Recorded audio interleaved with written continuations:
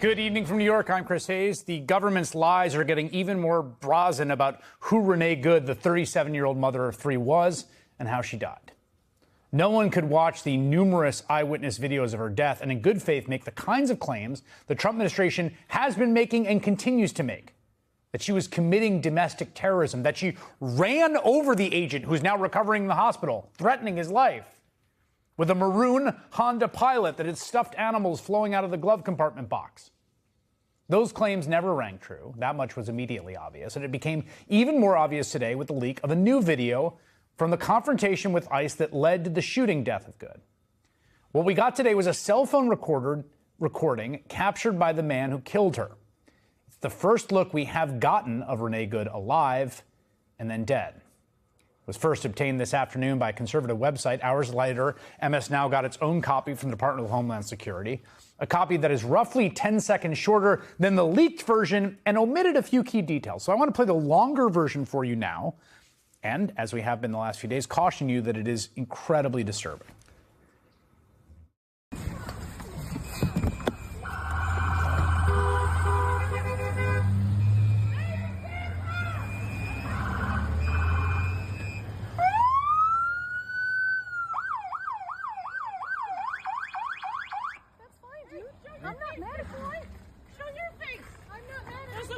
Change our plates every morning, just so you know.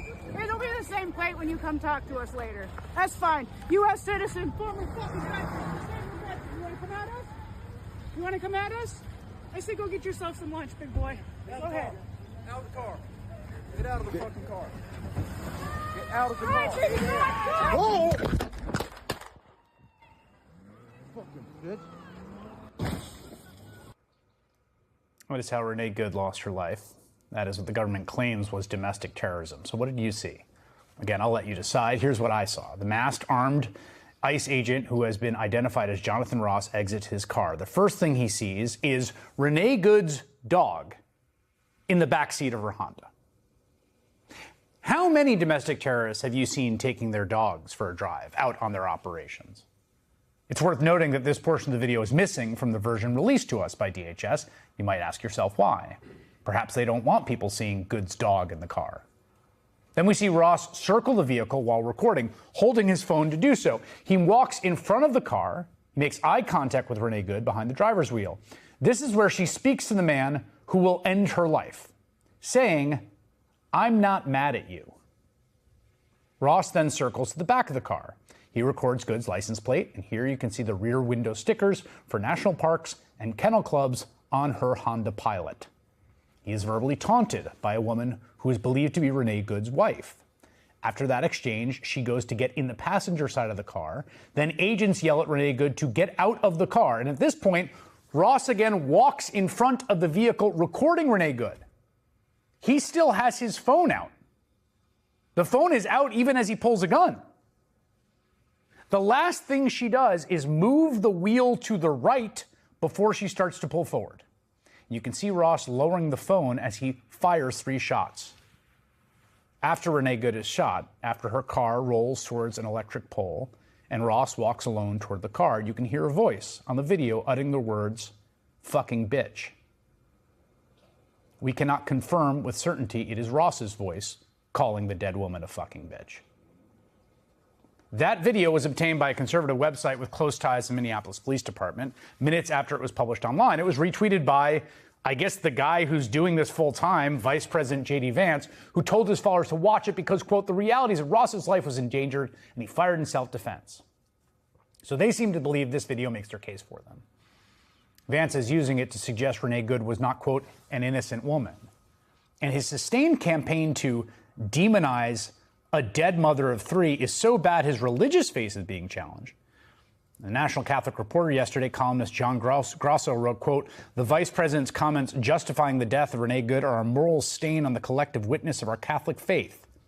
His repeated attempts to blame Good for her own death are fundamentally incompatible with the gospel. Our only recourse is to pray for his conversion of heart. He's right, it is a moral stain, but it's not the only one. Despite already giving their theory of the case, the Trump administration is still refusing to share evidence with state or local authorities. In an exclusive interview with MS Now's Josh Einiger, The district attorney of Hennepin County, where Renee Good was killed, appealed to the feds to see reason. I think it's in the best interest of all of us, including the federal government, to just be really transparent. Just allow the BCA in on the investigation to at least see what kind of evidence that you have, because I think we would all want that thorough information, the investigation, before we make a decision. Now, the Trump administration, I don't think, wants that. Probably because the entire enterprise that brought Jonathan Ross and the rest of those ICE agents to Minneapolis in the first place is fundamentally based on a lie. And it's the lie that Donald Trump ran on. It's the lie that they've continued to push, that the Trump administration is clearing out the most dangerous criminal migrants in America to make those communities safer. I want you to look at this analysis because it's pretty important. According to analysis, the available data yesterday by political researcher Austin Kocher, almost all of new ICE detainees held since last September, 92% have no criminal convictions. Those masked men with the guns running roughshod are picking up random people. They're rounding up car washers and daycare attendants, construction workers, sometimes standing down beneath an unfinished house and waiting for them to come off the roof. And American citizens, we should know. American citizens who were just in the way or looked too much like an immigrant, or who have protested out of a desire to protect their neighbors from the incursions of those same masked henchmen of the state. And that's all because the Trump administration has decided to harass and abduct and sometimes shoot people who have committed no crimes and pose no threat, like Renee Good. In a statement to Minnesota Public Radio, Renee Good's wife, Becca, said this today. Renee lived by an overarching belief. There is kindness in the world, and we need to do everything we can to find it where it resides and nurture it where it needs to grow. Renee was a Christian who knew that all religions teach the same essential truth. We are here to love each other, care for each other, and keep each other safe and whole. On Wednesday, January 7th, we stopped to support our neighbors. We had whistles. They had guns.